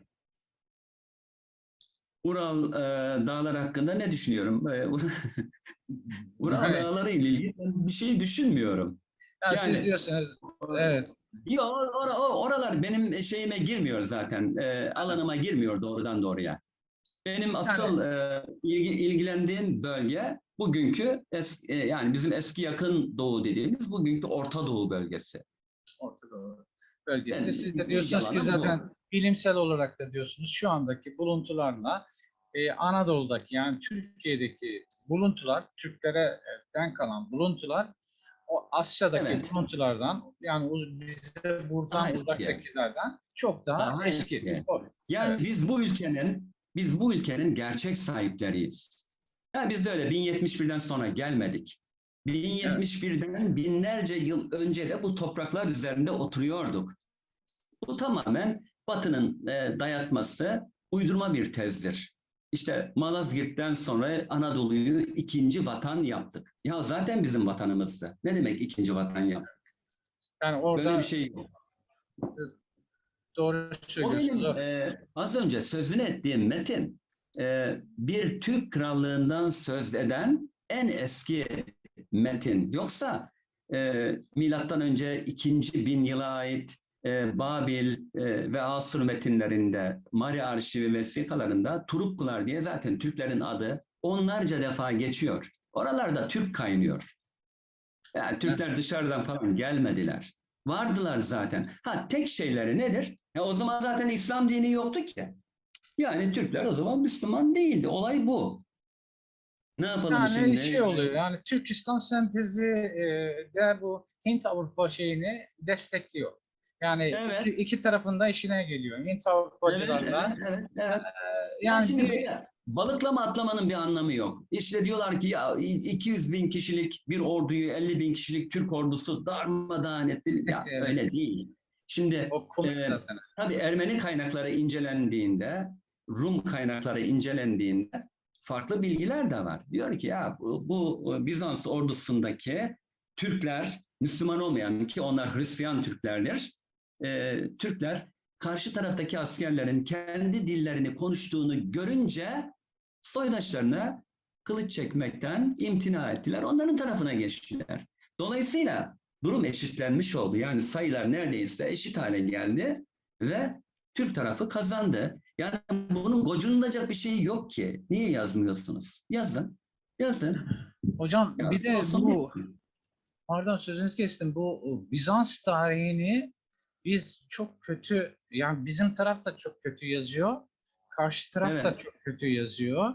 Yani Bizans'ın içindeki yani ben merak ediyorum kahpe Bizans gerçekten kahpe midir? O zaman onların içindeki yüz binlerce Türk de kahpe oluyor. Türk de var. Türk de var. Hazarlar da kahpe Türk de oluyor. var. Yani Elbette. şeyden Alparslan'ın şeyini kabul etmeyen hakimiyetini kabul etmeyen bir takım Selçuklu beyleri de Tabii ki. Tabii ki. kahpe oluyor. Bunun Orada başına da bir sürü iç çatışmalar yaşanır. eniştesi Kavgaları var yaşanır. yani.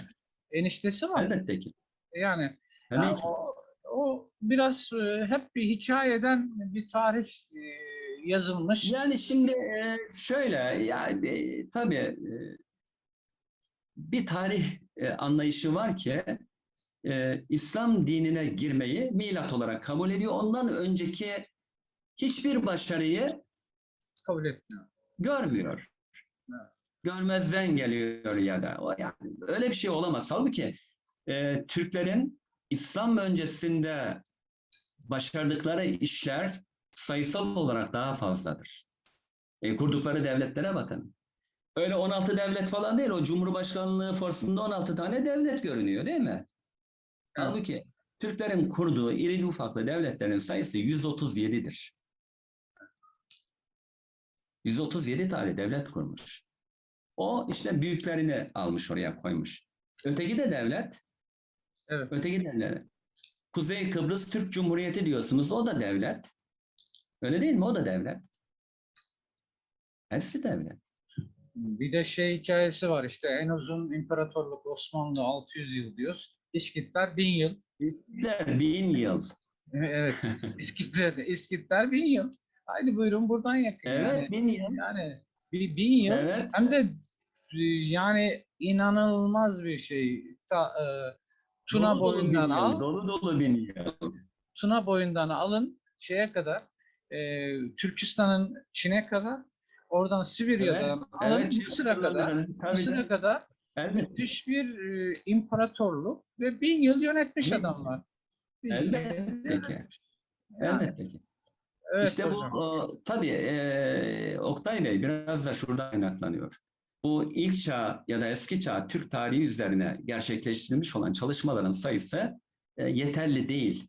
İşte sizler Evet. buna ön ayak olmaya çalışıyorsunuz. Bu çalışmaların sayısını çoğaltmaya çalışıyorsunuz ama yani yakın zamanlara kadar hatta tarih hocaları bile ders verirken ya işte boş verin, işte eski çağ ne olacak ki? Biz bildiğimiz yerlerden başlayalım derlerdi. Kitabın bir tarafını o eski çağla ilgili yeri bize bantlattırırlardı. Ondan sonraki konulara geçerlerdi. Evet. Halbuki Hocam bilmiş buyurun. olsalar neler var içinde? Doğru hocam. Bülent Başaran'dan bir soru. Göbekli Tepe bağlantısını soruyor. Göbekli Tepe'nin Neyle bizim bağlı? de Türklerle mi? Şimdi Türklerle bağlı. Göbekli Tepe'nin hayır, Göbekli Tepe'nin Türklerle falan bağlantısı olup olmadığı bilinmiyor. Çünkü öyle bir şey olabilmesi için elimizde yazılı belge lazım. Yazılı belge yok. O çağ Neolitik çağ. Yani Neolitik çağ nedir? İlk yerleşik hayatın başladığı çağ. İlk ziraatin başladığı çağ. Üstelik işte orayı ilk mabet olarak falan gösteriyorlar. Yani ben ya o çağda mabet ve inanışın o kadar ön plana çıkacağı kanaatinde değilim. Değilim çünkü mabetler ortak emekle gerçekleştirilen tapınma yerleri e, genelde Kalkolitik devirden sonra hatta eski Tunç devrinde ortaya çıkıyor. Yani Neolitik devirde böyle insanların toplu olarak ibadet edebilecekleri bir mabet ben şimdiye kadar hiç görmedim. Yani ben o işe şimdi hemen atladılar üzerine de işte şöyledir böyledir işte ilk mabettir işte buradaki işte inanç sahipleri aynı zamanda toprağa ekmeye biçmeye başladılar. İşte din onları birleştirdi falan. Ben ona biraz temkinli yaklaşıyorum. Yani Türklerle de bir ilgisi olduğunu şimdilik söylemek zor. Çünkü biz tarihçiyiz, belgeyle konuşuruz. Yani elimizde somut belgeler olmadan şu şöyledir, bu böyledir dememiz çok doğru değil açıkçası Oktay Bey. Ben bir ek bilgi vereyim izninizle hocam. Şimdi Göbekli Tepe'de son araştırmalarda bu işte şey teorisi artık çöp oluyor, mabettir bazı bizim profesörler de çıkıyor işte ilk dinin kaynağı onun neredeyse İslam'a işte Yahudiliğe şuna buna Ben bağlayacaklar. katılmıyorum ona. E, Katılmıyorum. ve o çürüdü çünkü artık yerleşim yerleri ortaya çıkmaya başladı Tabii. yeni kazılarla. Bu birincisi. İkinci bir olayda biz Semih Güner'i hocamızla onun çalışma arkadaşlarını 4 kişi olarak konuk etmiştim. Ben bir Zoom programda. Onlar e, taş teknolojisini anlatmışlardı. Hı hı. Şöyle ilginç bir nokta var. Bu Sibirya'daki taş ustalarının çalışması. Yani o taş teknolojisi aynı. Hı Bu hı. şu demektir. Yani Göbekli Tepe'yi kuranlar muhtemelen Sibirya'dan gelenler e, anlamı çıkıyor. Anlamı çıkıyor. Bu nedenle de bir Türklerle bir bağ kurulabilir. Yani Türkler değil de bizim atalarımızın ataları diyelim. Yani Türk demek biraz tam doğru olmaz.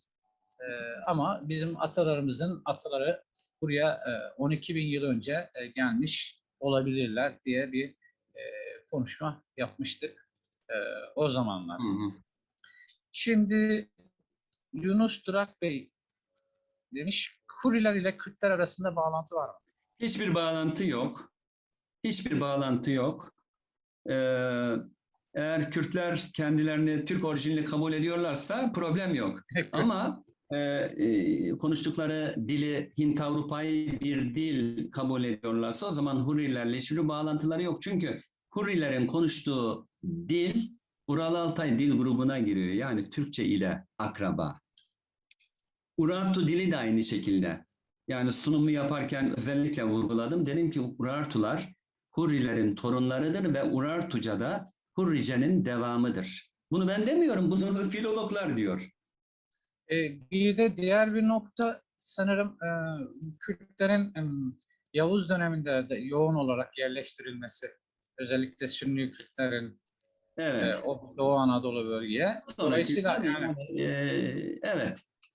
Kürtlerin Miladi 10. yüzyıldan itibaren geliyorlar onlar Anadolu topraklarına. Yani geçmişteki oradaki büyük kültürlerle uzaktan yakından bir ilgileri yok. evet.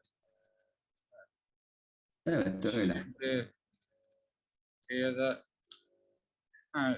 Ali Bülent Bey sormuş da Hı hı. Türkler ya da ön Türklerin Anadolu'ya ilk gelişleri ne zamandır? Siz 8.000 yıl önce diyorsunuz. İlk Değil mi hocam? girişleri Buna ilk öyle. Yani ilk girişleri yani bir yerden belki de gelmediler. Hep orada yaşadılar.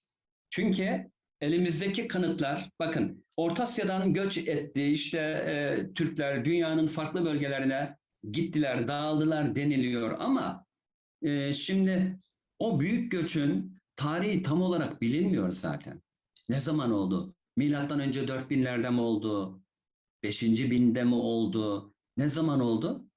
Kimse bunun cevabını veremiyor ama mevcut buluntulara göre hüküm vermek gerekirse Orta Asya'daki buluntular milattan önce 5. bin yıl ortalarından daha geriye gitmiyor. Yani 4500'lerden daha geriye gitmiyor. Halbuki Anadolu'da Türklere ait kültür izleri günümüzden 8000 yıl önceye gidiyor. Şimdi tarihçi neye bakar ya da arkeolog neye bakar? Elindeki malzemeye bakar, elindeki kanıtlara bakar. Yani bizim böyle elimizde belge, bilgi olmadan, kanıt olmadan işte afaki bir şekilde işte şöyledir, böyledir dememiz mümkün değil. Ama kanıtlara göre hüküm çıkarmamız gerekiyorsa o zaman Anadolu'daki Türk kültürünün geçmişi Orta Asya'dakinden daha eski. Büyük bir ihtimalle bence Türkler bir yerden gelmediler. Burada oturuyorlardı ama şunu da kabul etmek gerekiyor. Türkler belli bir yerde değil ki. Değil ki. Belli bir yerde değil. Yani dünyanın her tarafına dağılmışlar. Her tarafta var. yani Amerika'ya bile gitmişler hocam. Yani şimdi Mısır'a bakıyoruz, bakın yani ya kutuplarda bile Türkler var şu anda. var. Türk'ün gitmediği yer yok ki. Türk'ün anlaşamayacağı insan da yok. Yani gittiği her bölgede kendini anlayan birilerini buluyor. Evet. Bir de Evet. sürekli ataları devamlı gittiği için ataların gittiği yere tekrar tekrar gidebiliyor. Olabilir yani. Elbette Gittiği ki. zaman da orada bir yerleşik bir Türk kültürü buluyor yani. İşte Osmanlı'nın Balkanlara gidip orada bir Türk kültürü bulması gibi. Osmanlı Balkanlara gidiyor da şimdi kitaplarda biliyorsunuz Osmanlı Balkanları Türkleştirdi ve İslamlaştırdı deniliyor. Evet. İyi de şimdi oradakiler zaten Türk. Ha şöyle denilebilir belki. Osmanlı işte Balkanlardaki Hristiyanlaşmış Türklere Türklüklerini yeniden hatırlattı. Ya da bir İslam, Müslüman yaptı. Ya şimdi orada da çok değişik bir şey var. Ben tabii Osmanlı tarihi olduğu için oralara pek girmek istemem ama esasında oradakiler de daha az vergi ödemek için İslam dinine girmeyi düşünüyorlar. Ama Osmanlı kabul etmiyor. Çünkü kabul ettiği zaman vergi azalacak. Ya Daha az hocam, vergi alacak. Onun için biz ona ne diyoruz işte Osmanlı din konusunda hoşgörülü davranmıştır. Ya davranmıştır tamamdır.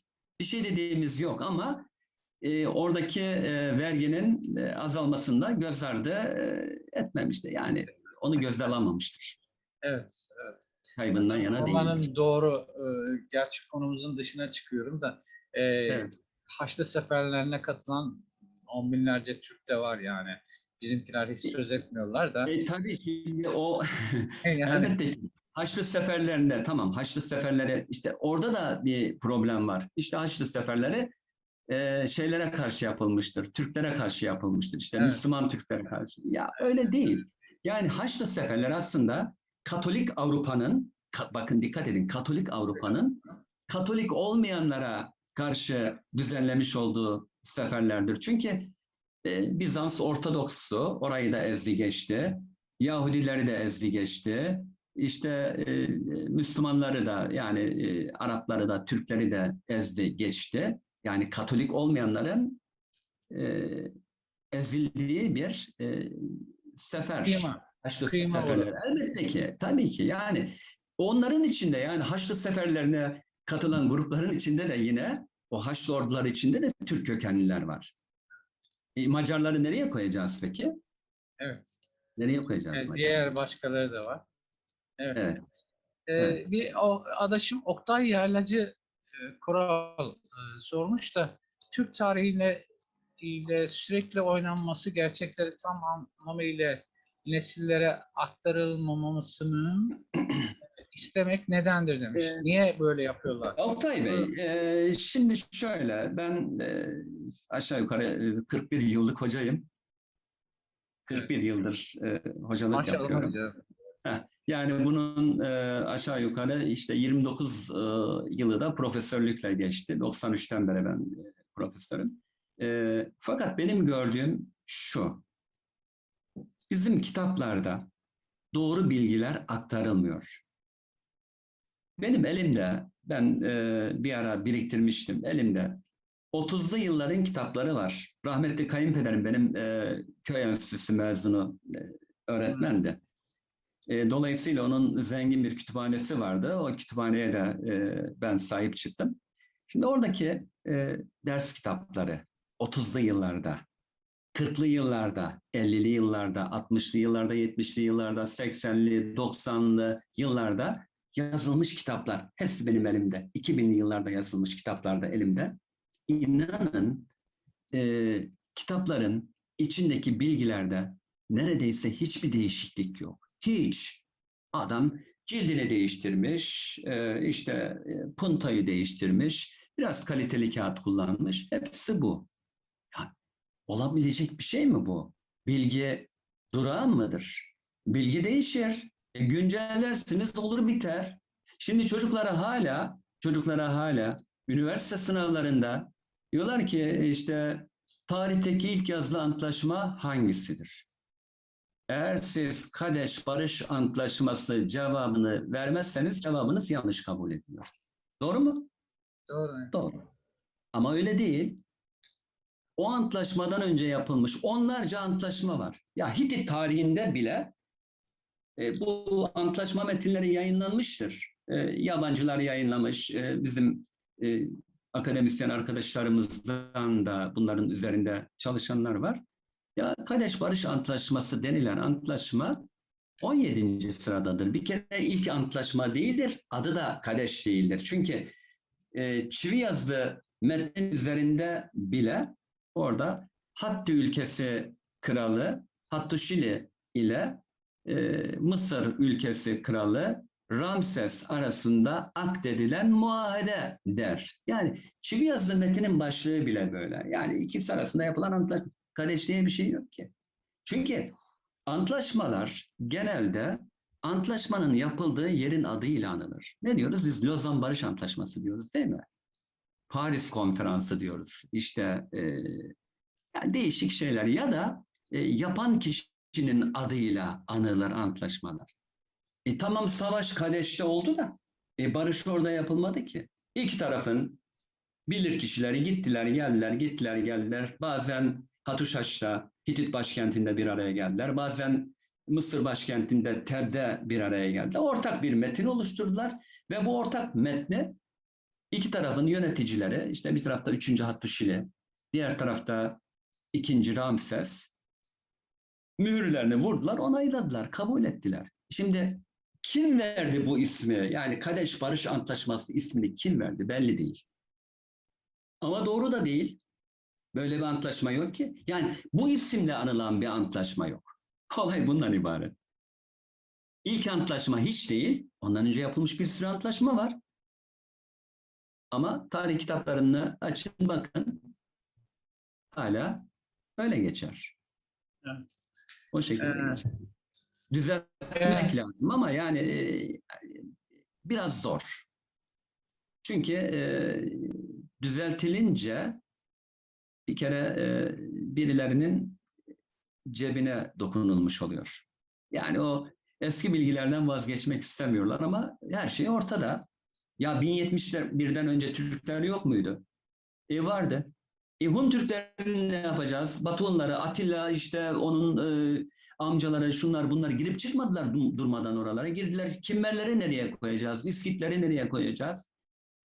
En önemlisi şeyler var hocam. Karamanliler var, Hristiyan Türkler. Bunlar nereden, gökten mi? Evet, evet, evet. Evet, Nereden geldiler bunlar? aynen Yani öyle. bu adamlar hani Karamanlis onlardan geliyor. evet. Yunan Yani, zamanlar. yani Orijin olarak o da Türk. evet doğru Karamanlis Hristiyan Türk. Evet, Hristiyan Türkler. Evet. evet. Elbette ki. Burada Behmen Aliyeva'nın bir sorusu var. Gerçi bunu cevapladınız siz de hocam. Hangi arkeolojik veya etnografik bulgular tezinizi doğrulayabilir diyor. Siz bunlara cevap verdiniz yani şu belgelerden. Yani şimdi dikkat ederseniz orada ben dedim ki Neolitik, Kalkolitik ve Tunç devrine ait buluntular birbirinin devamı. Hiçbir kesinti yok. Nedir o? Bir kere çanak çömlek yapımı, ardından mimari, ardından ölü gömme adetleri. Bakın bunlar kriterdir. Eğer bir yerde çanak çömlek yapımında bir değişiklik varsa, mimaride bir değişikliğe rastlanıyorsa ya da ölü gömme adetlerinde bir değişiklik görüyorsanız anlayın ki oraya yeni birileri gelmiş. Ama o bölgede hiçbir değişiklik yok. Çağlar boyunca aynı şekilde devam etmiş. Hocam Evet. konu dışında soru kabul ediyor musunuz? Yok, Örneğin, konu dışı tamam. kabul etmiyoruz. Yani son bir soru daha alabiliriz. Ondan sonra Öyle mi e, hocam? evet ben de yoruldum çünkü. Tamam, Evet. tamam o zaman.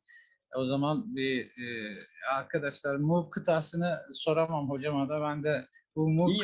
kıtasını unutalım Ben lütfen. oraya pek girmeyeyim. Ben de hiç girmem oralara. Evet, ben Yani, girmek istemiyorum ona. çok şimdi bir Ha. Şimdi bir tane soru buldum. Sevda Hanım'dan gelmiş. Kusura kalmayın arkadaşlar, yani hocamız yoruldu. Güzel bir soru. Bana göre de benim de hoşuma giden bir tip sorudur bu hocam. Böyle midir Hı diye hı. ben Anadolu'dan Orta Asya'ya göçmüş olabilir miyiz? Yani söylediklerinin tam tersi olmuş olabilir mi? Oktay Bey, Allah aşkına Anadolu bırakılır da Orta Asya'ya gidilir mi? Peki o Anadolu gibi her türlü zenginliğin bulunduğu, herkesin sahip olmayı arzuladığı bir yeri bırakıp ben şahsen Orta Asya'ya gitmem. Gidilir mi? peki bu oradaki burada tutunamadıkları için mi oralarda şey yaptılar Türkler? Mesela çeşitli devletler kurdular. Yani şimdi bakın, dikkat ederseniz oradaki Türklerin bir bölümü göçe iştirak ediyor ama bir bölümü etmiyor. Bir bölümü göçe iştirak ediyor, bir bölümü göçe iştirak etmiyor. O mesela göç edenlerle ilgili araştırmalar gösteriyor ki mesela onlardan biri Sümerler. Mezopotamya'ya gelmişler. Anav kültürünün temsilcileridir onlar. İşte Hindistan'daki Mohenkadaro kültürünü yaratanlar ya da Pakistan'daki Harappa kültürünü yaratanlar da Anav kültürünün o bölgelerdeki temsilcileridirler.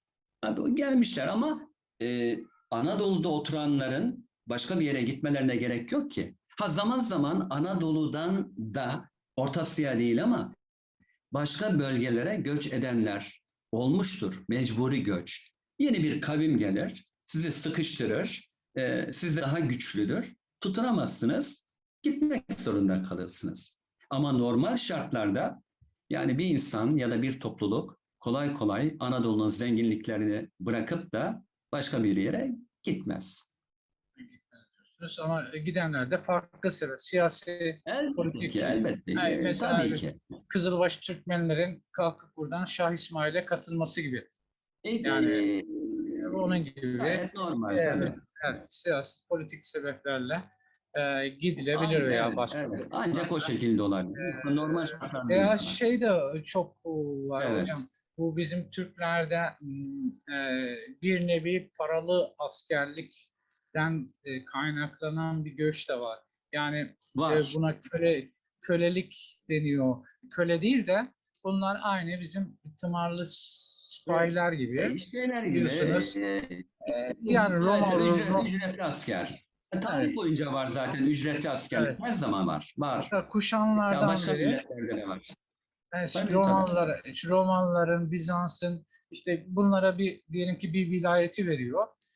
Toprakları veriyor. O işte 5.000 süvarisi veya 10.000 süvarisiyle oraya hükmediyor. Savaş zamanında onun ordusuna katılıyor. Bu şekilde Evet. gidenler de var. İşte Memluklular bu şekilde bir devlet kurmuşlar. E, Bütün Arap. ordularda, bütün ordularda aynı manzarayı görmek mümkün. Ücretli asker her zaman olmuştur. Paralı askerler vardır. Evet. Hocam çok çok teşekkür ediyorum. Sizi yorduk. Soru Rica bayağı ederim. var. Rica Ama arkadaşlar 34 ederim. tane daha soru var. Ama hocamız yoruldu. Evet ama yani bu bir şeyin çok üzerinde. Evet. Çok Benim de çok teşekkür ederim hocam. rica ederim. Hem Rica ederim. güzel bir zamana da denk geldi. 26 Ağustos, 30 Ağustos dönemine Evet. denk gelmesi de bu söyleşinin güzeldi. Çok Teşekkür ederim. teşekkür ediyorum. Ben teşekkür ederim. Görüşmek üzere. Sağ Zaten olun. çalıştayımızda görüşeceğiz sizinle İnşallah. Kasım'da. Bununla İnşallah. birlikte yine bir Zoom programında görüşürüz hocam, Sayın Hocam. Çok çok İnşallah. teşekkür ediyorum. İyi akşamlar. İyi akşamlar İyi diliyorum. İyi akşamlar. akşamlar.